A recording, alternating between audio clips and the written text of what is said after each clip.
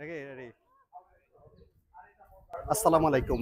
এটি হচ্ছে কুমিল্লা আদর্শ সদর উপজেলার জনতা বাজার বা কবিরাজ বাজার। কুমিল্লা নগরী থেকে মাত্র 2 থেকে 2.5 কিলোমিটার দূরত্বে এই বাজারটি। একেবারে গ্রামীণ যে বাজার, সেই বাজারের সবকিছুই এখানে আছে।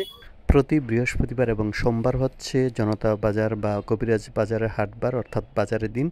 বাজারের দিনে সড়কের দুপাশে দোকানগুলো বসে, সেই দোকানে দোকানিরা বিভিন্ন রকম পণ্য সাজিয়ে বসে। সেই পণ্য কেনাকাটার জন্য আশেপাশে যে গ্রামগুলো, সেই গ্রামগুলো থেকে লোকজন আসে।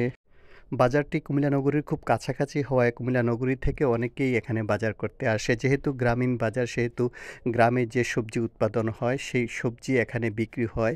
নানা রকম সবজি এখানে পাওয়া যায়। অন্যান্য জায়গা থেকেও আসে এবং স্থানীয়ভাবে চাষকৃত সবজিও পাওয়া যায়। এছাড়াও এখানে স্থানীয় মাছও পাওয়া যায়। সব মিলিয়ে আসলে এই বাজারটি একটি খুবই ভালো একটি বাজার, যেখানে আপনি একেবারে টাটকা সবজি কিনতে পারবেন, পাশাপাশি মাছও কিনতে পারবেন।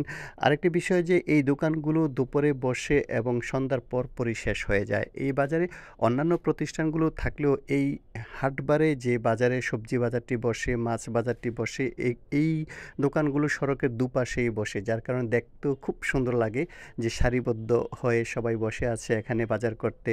সবাই আসছে এবং যে গ্রামের যে বাজারগুলো, সেই বাজারের পরিপূর্ণ দৃশ্য দেখা যায় এই বাজারে গেলে। কুমিল্লা সালদা নদী বাগড়া যে সড়কটি আছে, এই সড়কটি এই বাজারের উপর দিয়ে চলে গেছে। আপনি যদি কুমিল্লা নগরী থেকে এই বাজারে যেতে চান, তাহলে চাঁদপুর ব্রিজ হয়ে যেতে পারেন। সেক্ষেত্রে সময় লাগবে সর্বোচ্চ 15 থেকে 20 মিনিট।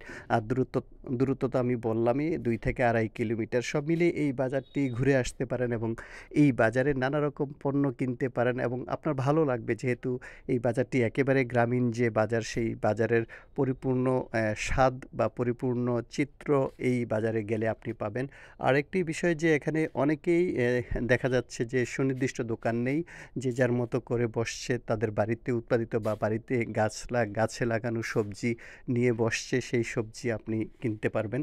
সব মিলিয়ে আসলে এই বাজারটি একটি পরিপূর্ণ বাজার বলা যায়। আর অন্যান্য প্রতিষ্ঠান তো আছেই যেগুলো একেবারে স্থায়ীভাবে, কিন্তু হাটবারে বা বাজারের দিনে এই সবজি এবং মাছের দোকানগুলো অস্থায়ীভাবে বসে এবং তারা দুপুরে বসে এবং রাতের মধ্যে শেষ হয়ে যায়।